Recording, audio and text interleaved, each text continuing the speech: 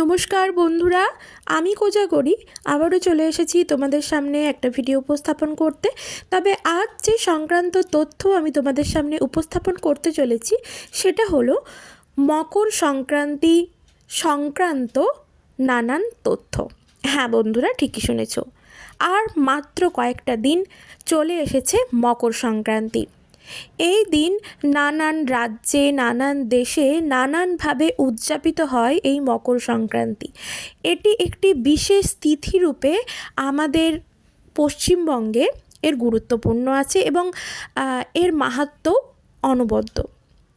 তাই বন্ধুরা, এই মকর সংক্রান্তির দিন কোন 5টি জিনিস তুমি ভুলেও কাউকে দান করবে না, সেই সম্পর্কিত একটি তথ্য তোমাদের সামনে আমি উপস্থাপন করতে চলেছি।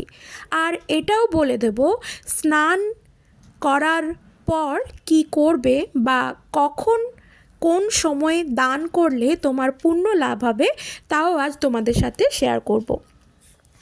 মূল পর্বে যাওয়ার আগে বন্ধুরা, আমি ওমের মা চ্যানেলে তোমাদের আবারও সুস্বাগতম। আশা করি সকলে খুব ভালো আছো, সুস্থ আছো, আমিও ভালো আছি।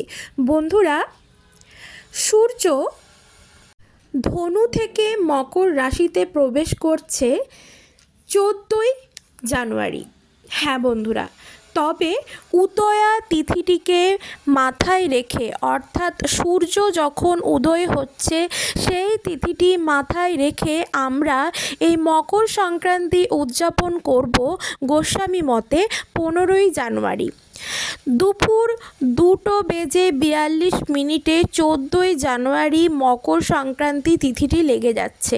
কিন্তু যেহেতু উদয়া তিথি অর্থাৎ সূর্য উদয়া তিথি হিসেবে মাথায় রেখে আমরা মকর সংক্রান্তি উদযাপন করব বা করা উচিত, সেই জন্য 15ই জানুয়ারি মকর সংক্রান্তি উদযাপন করা ঠিক হবে।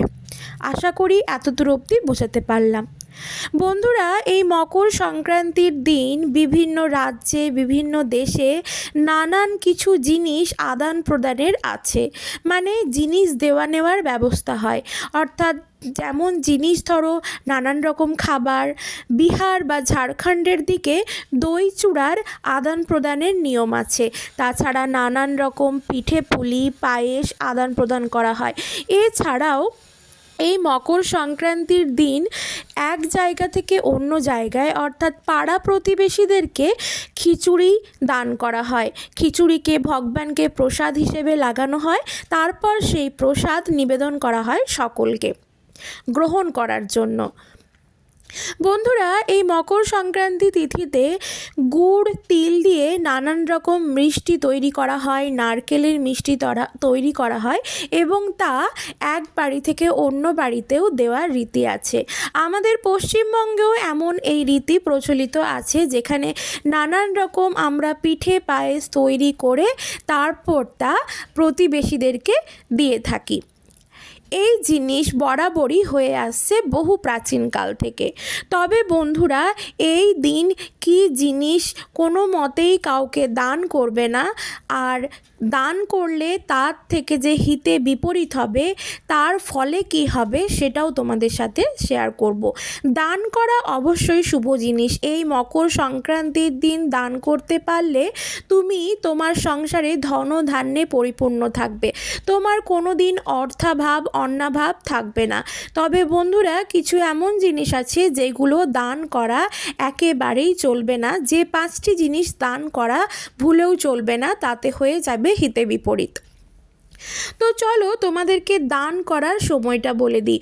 বন্ধুরা, দান সর্বদা স্নান সেরেই দান করতে হয়। আশা করি বোঝাতে পারছি। মকর সংক্রান্তির দিন তোমার বাড়ির আশেপাশে যদি কোনো পুকুর বা নদী বা সমুদ্র বা প্রতিষ্ঠিত পুকুর থেকে থাকে, অবশ্যই সেই দিন সেখানে গিয়ে স্নান করো।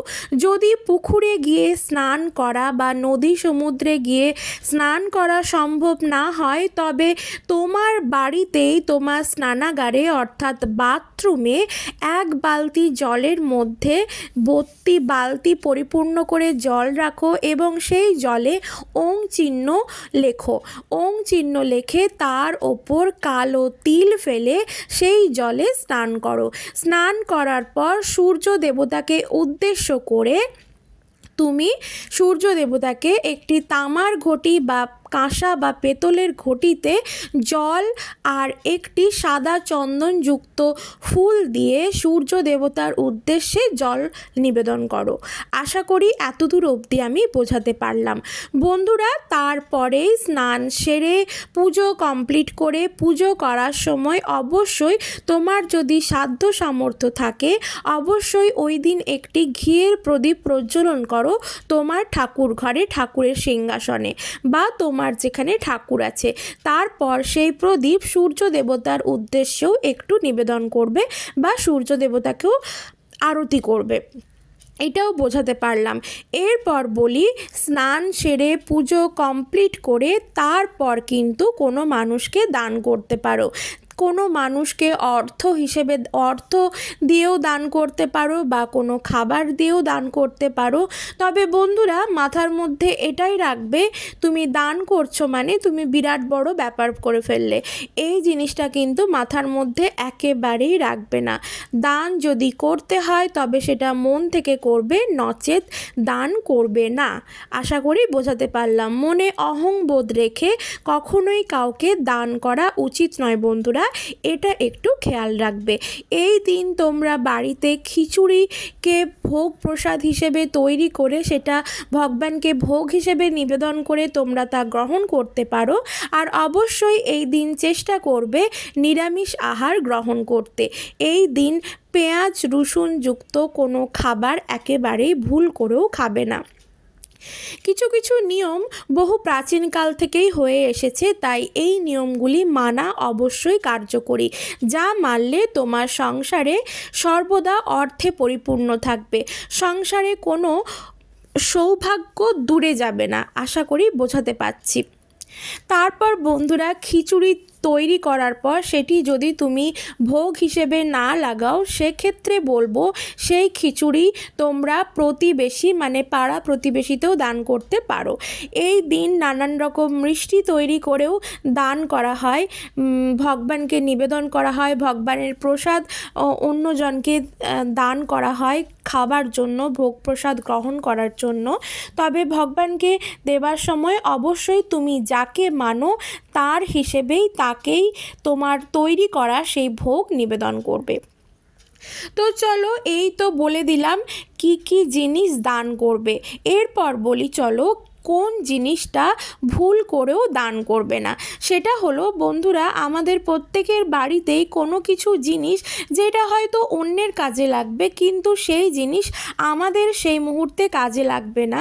সেই জিনিস আমাদের হয়তো মনে হয় এই জিনিস আমরা কাউকে দিয়ে দিই।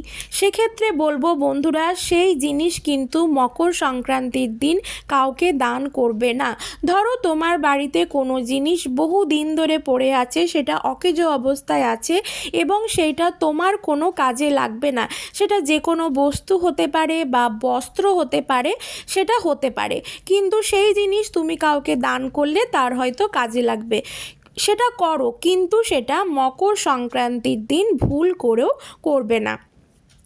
2 নম্বর যেটা হলো, কোনো শস্য কাউকে সেই দিন দান করবে না।